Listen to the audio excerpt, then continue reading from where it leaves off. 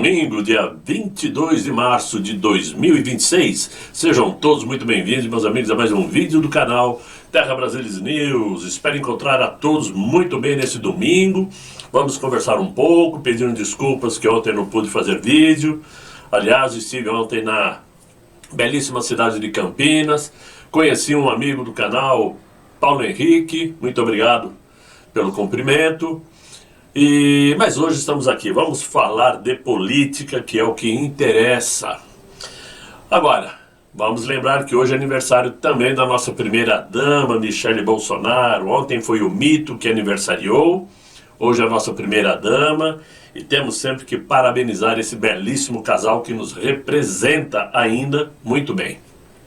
Olha só, o episódio mais recente aí envolvendo o nosso presidente adiciona mais um capítulo a uma sequência de acontecimentos que, para a maioria da população, já ultrapassou qualquer tipo de limite.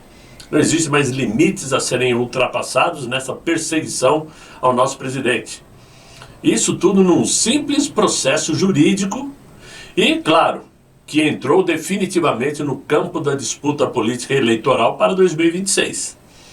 Muito embora toda essa perseguição, todas essas ações totalmente arbitrárias contra o nosso presidente já tenha começado desde 2018, penso que depois disso tudo, agora, estamos num ponto muito importante nessa disputa. Por quê? O ano eleitoral, nós sabemos que ele começa já no primeiro dia do ano. Já começam a acontecer as reuniões, as confrarias, já se começa a preparar o terreno, ver quem é quem apoia alguém. Só que a situação de Jair Bolsonaro vai interferir em qualquer coligação política nacional, seja do PL, seja do PT, do PSDB, seja a porcaria que for. Todos vão estar pensando primeiro no motivo Bolsonaro para poder se definir dentro de uma corrida eleitoral. Haverá aqueles que vão se aproximar pelo interesse do nome Bolsonaro e haverá aqueles que vão usar o nome Bolsonaro para atacá-lo ou para justificar o atual momento político do Brasil, né? Então, Bolsonaro está na crista da onda, gostem eles ou não. Não existe o nome político mais falado que Jair Bolsonaro. Aí, aquela decisão do ministro Moraes de solicitar, ontem foi essa decisão do Moraes solicitar ao PGR, Paulo Gonet, que se manifeste a respeito da possível prisão domiciliar humanitária para Jair Messias Bolsonaro, poderia, aparentemente, ser interpretada como um procedimento padrão. No entanto, dentro aí do contexto mais amplo em que esse caso se insere, o gesto levanta questionamentos inevitáveis. Isso porque não se trata de um réu qualquer, tampouco de um processo isolado. Trata-se de uma figura política central, que mesmo longe dos seus apoiadores, direciona os rumos da política nacional.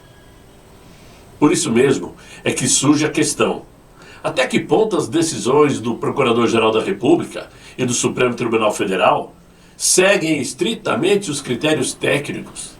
E até que ponto elas são influenciadas por esse ambiente político altamente tensionado? O envolvimento do Procurador Paulo Gonet nesse processo também não passa despercebido. Porque ao ser chamado a se manifestar, a sua posição ganha um peso decisivo, digamos assim, não apenas jurídico, mas simbólico.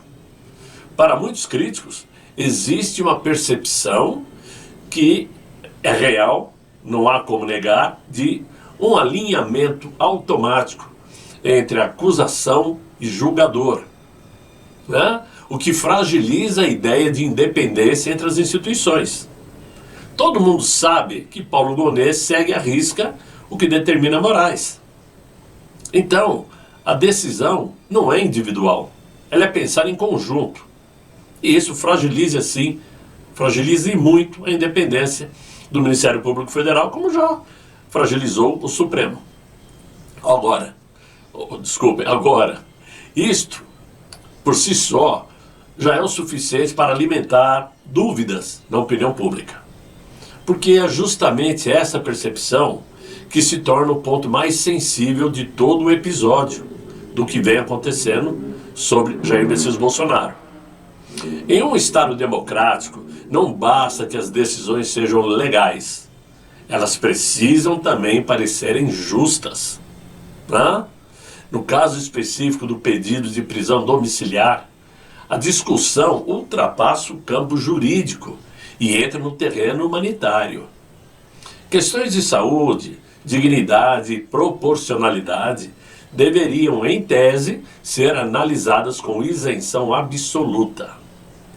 Mas existe isenção absoluta no Brasil? Claro que não. Nós sabemos que não. Se o parecer do Procurador-Geral vier alinhado à manutenção de medidas restritivas, ou seja, prisão domiciliar, mas com medidas restritivas, a percepção de parcialidade tende a se intensificar entre os apoiadores de Jair Bolsonaro. Mas se a decisão vier favorável à concessão da domiciliar, surgirá um questionamento oposto. Ou seja, uma prisão domiciliar simples, direta, sem nenhum tipo de objeções a mais, não é? Aí vai surgir um questionamento oposto. Por que só agora estão decidindo isto, se poderiam ter decidido dessa forma já alguns meses atrás? Porque não é de hoje que o nosso presidente está doente, está fragilizado, enfraquecido, com problemas. Eles já poderiam ter tomado essa decisão antes. Prisão domiciliar, não? Ponto final. Tornozeleira eletrônica para garantir que ele não fuja pulando o muro em direção ao consulado americano, à embaixada americana. Coisa absurda. Nunca vi alguém pensar dessa forma. Mas qualquer que seja a decisão, qualquer que seja o cenário, a crise de confiança permanece, e permanece alta. Ninguém confia, ninguém acredita no Ministério Público Federal de hoje, principalmente capitaneado por Paulo Gonet. Ninguém acredita mais no Supremo Tribunal Federal, com exceção de duas figuras que agora se despontam. Primeiro, o André Mendonça, que tem demonstrado aí uma firmeza em suas decisões, pelo menos até agora. E o ministro Fux, que mesmo já tendo dado muitas caneladas, falado muitas bobagens também no passado, resolveu se posicionar de uma forma mais isenta ao Supremo de Gilmar Mendes e ser um pouco mais juiz como de fato ele é. Não é isso? Agora, tudo isso tem um histórico que vocês já acompanham, nós sabemos, mas que é sempre bom trazer à tona, não podemos esquecer. Porque ao observar essa última década, vamos falar assim, da política brasileira, e observarmos com um olhar frio de um cidadão comum, o que nós vemos é um cenário profundamente controverso, marcado por disputas institucionais, narrativas muito conflitantes e uma crescente desconfiança popular em relação às estruturas de governo, que deveriam, por incrível que pareça, sustentar a democracia.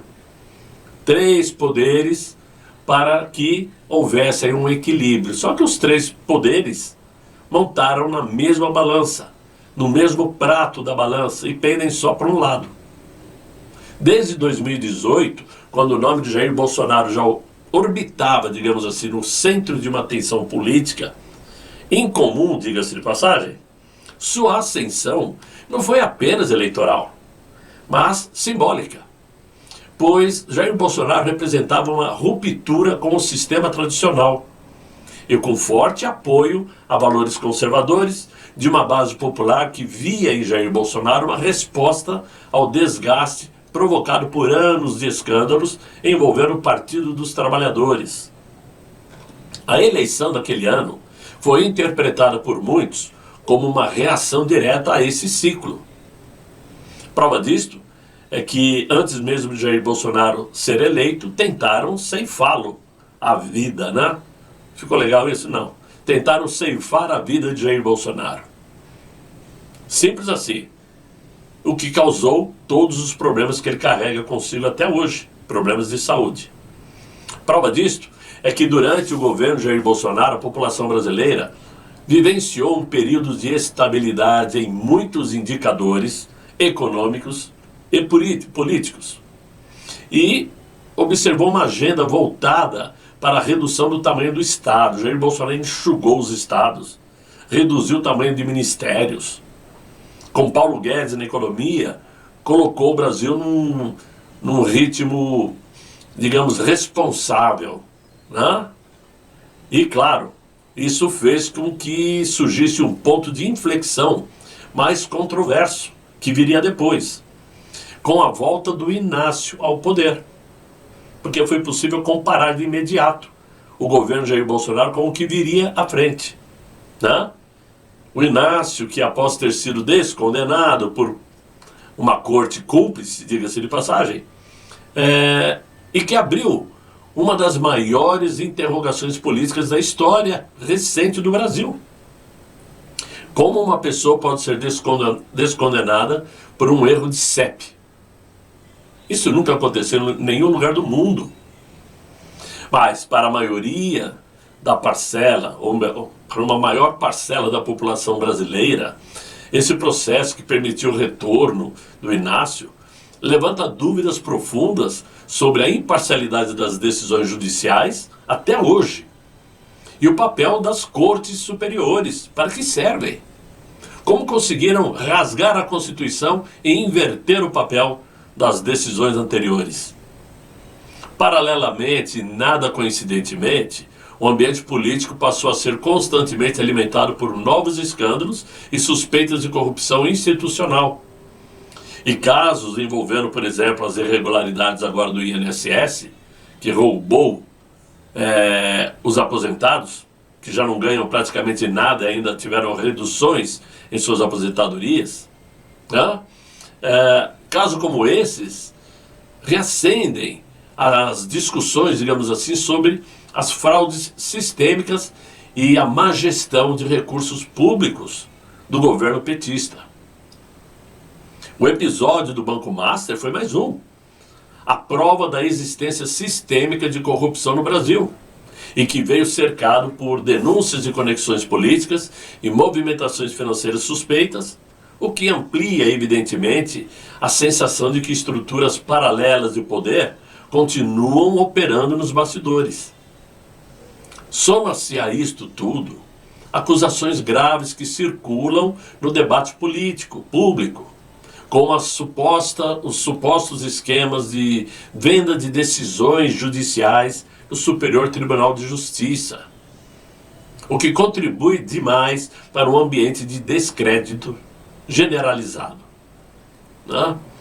No centro dessa crise institucional, o Supremo Tribunal passou a ocupar um protagonismo sem precedentes, com decisões monocráticas, censura de conteúdos, prisões controversas e conflitos com outros poderes, né? E com isso alimenta-se a certeza de que existe sim um desequilíbrio na harmonia entre os poderes da República. Para os críticos, mesmo que tardiamente, trata-se de um avanço perigoso sobre as garantias fundamentais. Para os defensores do atual sistema, aqueles da extrema esquerda radical, né? Ou aqueles que enxergam o ministro Moraes como a muralha da democracia, trata-se de uma reação necessária diante ameaças institucionais. Uma narrativa furada, furadíssima. E nesse contexto, a situação de Jair Bolsonaro, então, que foi indevidamente investigado, julgado e atualmente em condição restritiva, para não chamar de sequestro, tornou-se símbolo máximo dessa disputa de narrativas. Certamente ele é vítima de perseguição política e, portanto, fica muito difícil romper o tal clima de polarização, pois seria o mesmo que admitir que o maior líder político do Brasil cometeu os crimes do qual foi acusado. Enquanto isto, o Brasil enfrenta desafios econômicos persistentes, inflação alta, né, pressionando o consumo no Brasil, o aumento da dívida pública, uma instabilidade fiscal, além da queda de confiança de investidores, que cria sim um cenário difícil de reverter, principalmente a curto prazo. Então a sensação de estagnação econômica se soma à crise institucional, formando um ambiente de incerteza que preocupa não apenas os analistas internos, mas também observadores internacionais. No meio de todo esse turbilhão, uma parcela significativa da população manifesta então um desejo muito claro: a busca por um modelo de governo que resgate os valores considerados fundamentais, como família, identidade nacional, pátria, Deus. Esse sentimento, mais do que um sentimento político, é cultural. E ela revela uma tentativa de reencontrar a estabilidade já vivida entre 2019 e 2022, em meio ao caos institucional e moral percebido pela maioria da população dentro e fora do Brasil. Por tudo isso, meus amigos, está em jogo não apenas o próximo ciclo eleitoral, mas a própria confiança nas instituições que sustentam a República. E talvez essa seja a pergunta mais inquietante de todas. O Brasil está caminhando para uma reconstrução institucional ou para o aprofundamento de uma crise sem precedentes que ainda está longe de atingir seu ponto mais crítico? Essa é a pergunta que se faz. Então, não adianta as manchetes de jornais diariamente ficarem apontando decisões aqui, decisões ali, notícias aqui, notícias ali, se o sentimento que nós temos continua o mesmo, de que o país não é mais confiável, de que os poderes não são mais confiáveis. Ninguém mais confia no executivo, ninguém mais confia no legislativo e principalmente no judiciário. E eu, particularmente, sou muito franco a dizer, quando eu vejo os possíveis nomes que pretendem sair candidatos para outubro próximo, me causa calafrios. Sem citar nomes e sem tirar o direito de cada um querer sair candidato, eu fico vendo influenciadores que ganharam fama já se colocando prontos para serem candidatos. Sabe, influenciadores que passam todo santo dia falando mal do legislativo, falando mal da política, metendo o pau, mas louquinhos para entrarem nos cargos. Louquinhos para fazerem jus ao gordíssimo salário, sem contar as mordomias. Volto a dizer, não que não possa, não que seja o direito de qualquer um sair candidato. Mas não é possível imaginar que diante de um cenário desse, possamos ter políticos com conhecimento rígido em política, como cientistas políticos, analistas políticos de carreira, que conhecem profundamente o sistema, para serem dignos representantes. E não aventureiros que acabam nos trazendo para o plenário do Legislativo figuras como Cleitinho, como palhaços, tiriricas, sabe, como ex-jogador de futebol para dar no que deu, ex-jogador de vôlei para dar no que deu. Não podemos continuar nessa toada. Sinto muito. Para vocês que são influenciadores, como dizem que eu sou, eu não influencio ninguém, porque o que eu falo é o meu pensamento, e vocês têm o direito de concordarem ou não, gostarem ou não, deixando os likes. Se vocês não dão os likes é porque não gostam do meu vídeo. Então, esse pessoal, duas ou uma. Ou vão estudar política de verdade e parar de ficar fazendo sensacionalismo para chegarem a uma condição de se candidatarem, ou foquem no trabalho dos canais no YouTube para nos deixarem aí informados do que está acontecendo. Porque, infelizmente, o nosso legislativo, se colocarem ali numa cesta, chacoalharem para ver quem é que vale a pena ser realmente um senador ou um deputado federal, vai sobrar meia dúzia. Infelizmente. Vamos colocar na mesma balança o senador Rogério Marinho e o senador Cleitinho. Vocês vão ter aí facilmente uma decisão tranquila de se tomar. Temos que acabar com isso, melhorando nossas escolhas principalmente. Não é escolher qualquer um no sentido, tanto faz qualquer um, porque é tudo a mesma coisa. Não. Temos que realmente saber escolher.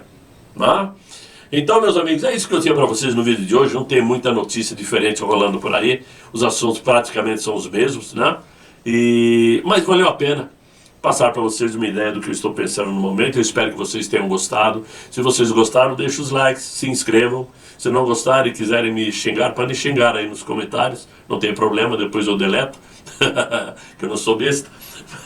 Mas eu espero que vocês tenham gostado do vídeo. Desejo a vocês um excelente final de domingo, muito bom descanso. E até amanhã, se Deus quiser e Ele há de querer. Fiquem todos muito bem, fiquem com Deus. Tchau, tchau.